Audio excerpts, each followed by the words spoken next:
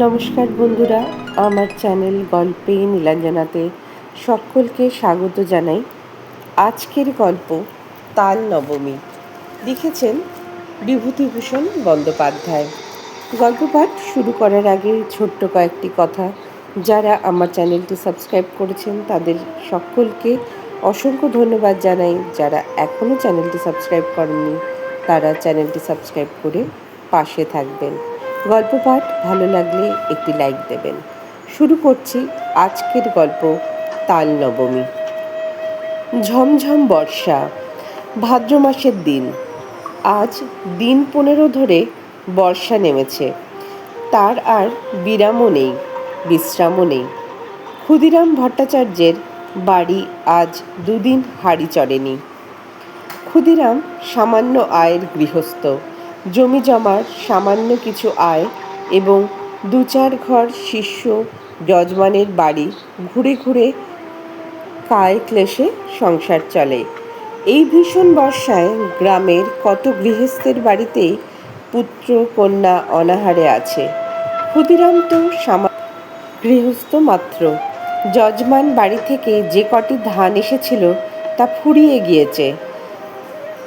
ভাদ্রের শেষে আউশ ধান চাষিদের ঘরে উঠলে তবে আবার কিছু ধান ঘরে আসবে। ছেলেপুলেরা দুবেলা পেট পুড়ে খেতে পাবে। নেপাল ও গোপাল ক্ষুদিরামের 2 ছেলে। নেপালের বয়স বছর 12, গোপালের 10। কদিন থেকে পেট ভরে না খেতে পেয়ে ওরা 2 ভাই সংসারের উপর বিরক্ত হয়ে উঠেছে। নেপাল বললে, এই গোপলা, খিদে পেয়েছে না তোর? গোপাল ছিপ চাঁচতে চাঁচতে বলল, দাদা। মাকে গিয়ে বল আমারও পেট চুই চুই করছে। মা বকে, তুমি যাও দাদা। বকুক গে, আমার নাম করে মাকে বলতে পারবি নে? এমন সময় পাড়ার শিবু বাড়ুজ্যের ছেলে চুনিকে আসতে দেখে নেপাল ডাকলে, ও চুনি, শুনে যা। চুনি বয়সে নেপালের চেয়ে বড়, অবস্থাপন্ন গৃহস্থের ছেলে, বেশ চেহারা। নেপালের ডাকে সে ওদের উঠোনের বেড়ার কাছে দাঁড়িয়ে বলল, কি, আয় না ভেতরে। না, যাব না, বেলা যাচ্ছে। আমি জটি পিসিমাদের বাড়ি যাচ্ছি, মা সেখানে রয়েছে কিনা ডাকতে যাচ্ছি। কেন, তোর মা সেখানে যে? ওদের ডাল ভাঙতে গিয়েছে। তাল নবমীর ব্রত আসছে এই মঙ্গলবার, ওদের বাড়ির লোকজন খাবে। সত্যি? তা জানিস না বুঝি? আমাদের বাড়ির সবাইকে নেমন্তন্ন করবে, গাঁয়েও বলবে। আমাদেরও করবে? সবাইকে যখন নেমন্তন্ন করবে তোদের কি আর বাদ দেবে? চুনি চলে গেলে নেপাল ছোট ভাইকে বলে, আজ কি বার রে, তা তুই জানিস? আজ শুক্রবার বোধহয়, মঙ্গলবারে নেমন্তন্ন। গোপাল বলল, কি মজা না দাদা? চুপ করে থাক, তোর বুদ্ধি শুদ্ধি নেই। তাল নবমীর ভেতর তালের বড়া করে, তুই জানিস? গোপাল সেটা জানতো না, কিন্তু দাদার মুখে শুনে খুব খুশি হয়ে উঠল। সত্যিই তা যদি হয় তবে সে সুখাদ্য খাবার সম্ভাবনা বহু দূরবর্তী নয়, ঘনিয়ে এসেছে কাছে। আজ কি বার সে জানে না, সামনের মঙ্গলবারে। নিশ্চয়ই তার আর বেশি দেরি নেই। দাদার সঙ্গে বাড়ি যাবার পথে পড়ে জটি পিসিমার বাড়ি। নেপাল বললে, তুই দাঁড়া, ওদের বাড়ি ঢুকে দেখে আসি। ওদের বাড়ি তালের দরকার হবে, যদি তাল কেনে। এ গ্রামের মধ্যে তালের গাছ নেই, মাঠে প্রকাণ্ড তাল দেখি। নেপাল সেখান থেকে তাল কুড়িয়ে এনে গাঁয়ে বিক্রি করে। জটি পিসিমা সামনেই দাঁড়িয়ে। তিনি গ্রামের নটবর মুখুজ্জের স্ত্রী, ভালো নাম হরিমতি। গ্রামশুদ্ধ ছেলে মেয়ে তাকে ডাকে জটি পিসিমা। পিসিমা বললেন, কি রে, তাল নেবে পিসিমা? হ্যাঁ, নেব বই কি, আমাদের তো দরকার হবে মঙ্গলবার। ঠিক এই সময় দাদার পিছু পিছু গোপালও এসে দাঁড়িয়েছে। জটি পিসিমা বললেন, পেছনে কে রে? গোপাল, তা সন্ধেবেলা 2 ভাই গিয়েছিলি কোথায়? নেপাল সলজ্জ মুখে বলল, মাছ ধরতে। পেলি? ওই 2টো পুঁটি আর একটা ছোট বেলে। তাহলে যাই পিসিমা। আচ্ছা, এসো গে বাবা, সন্ধে হয়ে গেল। অন্ধকারে চলাফেরা করা ভালো নয় বর্ষাকালে। জটি পিসিমা তাল সম্বন্ধে আর কোনো আগ্রহ দেখালেন না বা তাল নবমীর ব্রত উপলক্ষে তাদের নেমন্তন্ন করার উল্লেখও করলেন না। যদিও দুজনেরই আশা ছিল হয়তো জটি পিসিমা তাদের দেখলেই নেমন্তন্ন করবেন। এখন দরজার কাছে গিয়ে নেপাল আবার পেছন ফিরে জিজ্ঞেস করল, তাল নেবেন তাহলে? তাল? তা দিয়ে যেও বাবা। কটা করে পয়সা? 2টো করে দিচ্ছি পিসিমা। তা নেবেন আপনি? 3টে করেই নেবেন। বেশ কালো হেরে তাল তো। আমাদের তালের পিঠে হবে তাল নবমীর দিন। ভালো তাল চাই, মিষ্কালো তাল পাবেন, দেখে নেবেন আপনি। গোপাল বাইরে এসেই দাদাকে বললে, কবে তাল দিবি দাদা? কাল। তুই ওদের কাছ থেকে পয়সা নিস নে দাদা। নেপাল আশ্চর্য হয়ে বলল, কেন রে? তাহলে আমাদের নেমন্তন্ন করবে না দেখিস এখন। দূর, তা হয় না। আমি কষ্ট করে তাল কুড়োবো আর পয়সা নেব না? রাত্রে বৃষ্টি নামে, হু হু বাদলার হাওয়া, সেই সঙ্গে পূব দিকের জানলার কপাট দড়ি বাঁধা। হাওয়ায় দড়ি ছিঁড়ে সারা রাত খটখট শব্দ করে। ঝড় বৃষ্টির দিনে গোপালের ঘুম হয় না, তার যেন ভয় ভয় করে। সে শুয়ে শুয়ে ভাবছে, দাদা তাল যদি বিক্রি করে তবে ওরা আর নেমন্তন্ন করবে না। তা কখনো করে? খুব ভোরবেলায় উঠে গোপাল দেখলে বাড়ির সবাই ঘুমিয়ে, কেউই তখনও ওঠেনি। রাত্রের বৃষ্টি গেছে থেমে, সামান্য একটু টিপটাপ বৃষ্টি পড়ছে। গোপাল এক ছুটে চলে গেল গ্রামের পাশে সেই তালদিঘির ধারে। মাঠে 1 হাঁটু জল আর কাদা। গ্রামের উত্তর পাড়ার গণেশ কাওড়া লাঙল ঘাড়ে এই এত সকালে মাঠে যাচ্ছে।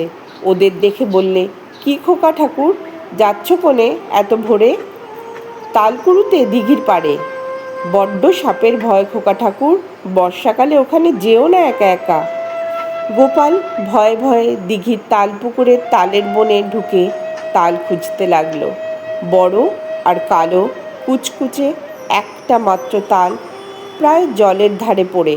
সেটা কুড়িয়ে নিয়ে ফিরে আসবার পথে আরও গোটা 3 ছোট তাল পাওয়া গেল। ছেলে মানুষ এত তাল বয়ে আনার সাধ্য নেই। 2টি মাত্র তাল নিয়ে সোজা একেবারে জটি পিসিমার বাড়ি হাজির। জটি পিসিমা সবে মাত্র সদর দোর খুলে দোরগোড়ায় জলের ধারা দিচ্ছেন। ওকে এত সকালে দেখে অবাক হয়ে বললেন, কিরে খোকা? গোপাল একগাল হেসে বললে, তোমার জন্য তাল এনেছি পিসিমা। জটি পিসিমা আর কিছু না বলে তাল 2টো হাতে করে নিয়ে বাড়ির ভেতরে চলে গেলেন। গোপাল একবার ভাবলে তাল নবমী কবে জিজ্ঞেস করে, কিন্তু সাহসে কুলোয় না তার। সারাদিন গোপালের মন খেলাধুলোর ফাঁকে কেবলই অন্যমনস্ক হয়ে পড়ে। ঘন বর্ষার দুপুরে মাথা উঁচু করে দেখে নারকেল গাছের মাথা থেকে পাতা বেয়ে জল ঝরে পড়ছে। বাঁশ ঝাড় নুয়ে নুয়ে পড়ছে বাদলার হাওয়ায়। বকুলতলার ডোবায় কটকটে ব্যাঙের দল থেকে থেকে ডাকছে। গোপাল জিজ্ঞেস করলে, ব্যাঙগুলো আজকাল তেমন ডাকে না কেন মা? গোপালের মা বললেন, নতুন জলে ডাকে, এখন পুরনো জলে তত আমোদ নেই ওদের। আজ কী বার মা?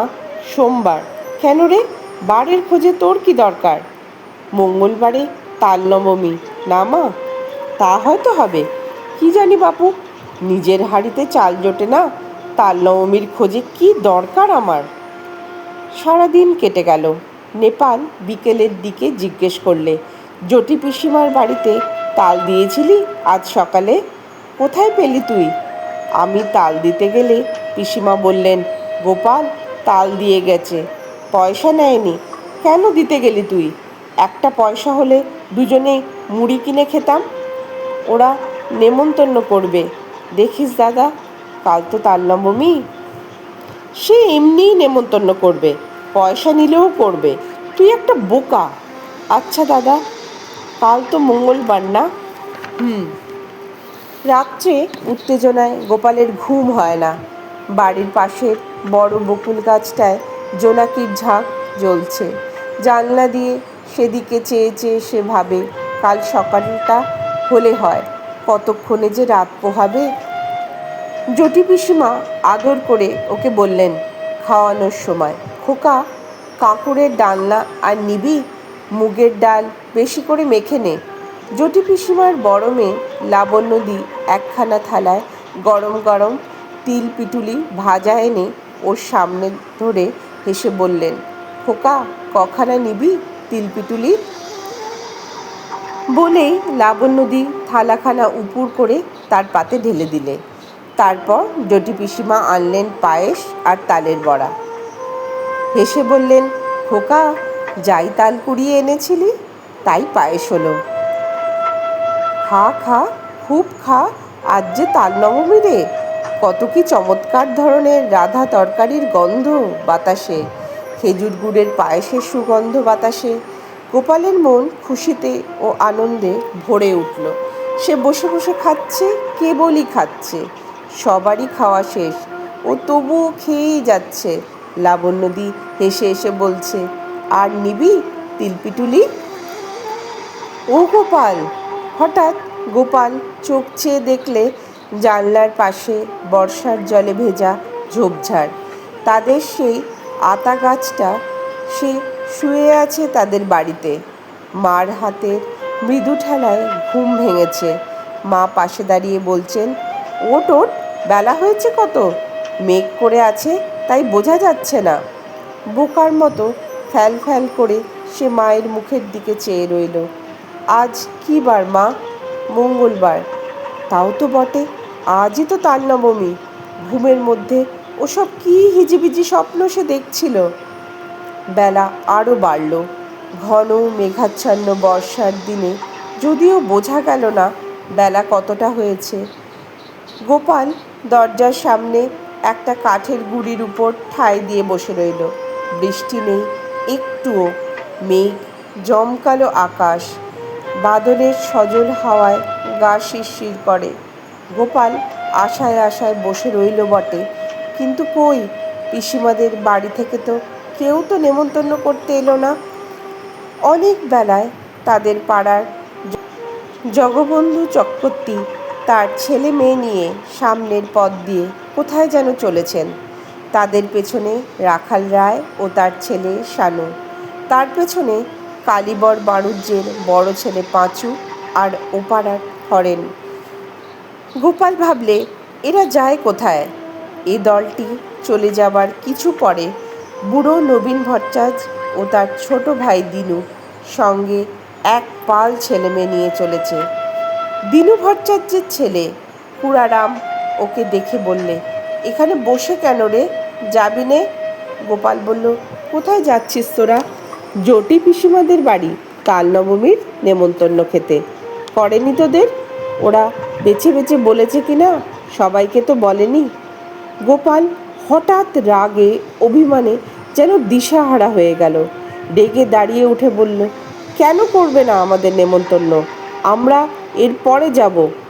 রাগ করবার মতো কি কথা সে বলেছে বুঝতে না পেরে কুড়ারাম অবাক হয়ে বললে, বা রে, তা অত রাগ করছিস কেন? কি হয়েছে? ওরা চলে যাবার সঙ্গে সঙ্গে গোপালের চোখে জল এসে পড়ল। বোধহয় সংসারের অবিচার দেখেই। পথ চেয়ে সে বসে আছে কদিন থেকে, কিন্তু তার কেবল পথ চাওয়াই সার হলো। তার সজল ঝাপসা দৃষ্টির সামনে পাড়ার হাড়ু, হিতেন, দেবেন, পুটকে তাদের মা কাকাদের সঙ্গে একে একে তার বাড়ির সামনে দিয়ে জটি পিসিমাদের বাড়ির দিকে চলে গেল। গল্প পাঠ এখানেই শেষ হলো। গল্পটি যদি ভালো লেগে থাকে আপনারা একটি লাইক দেবেন, আপনারা কমেন্ট লিখবেন। আপনাদের কমেন্ট আমাকে অনেকটা উৎসাহ দেয়। সকলে খুব ভালো থাকবেন। অসংখ্য ধন্যবাদ।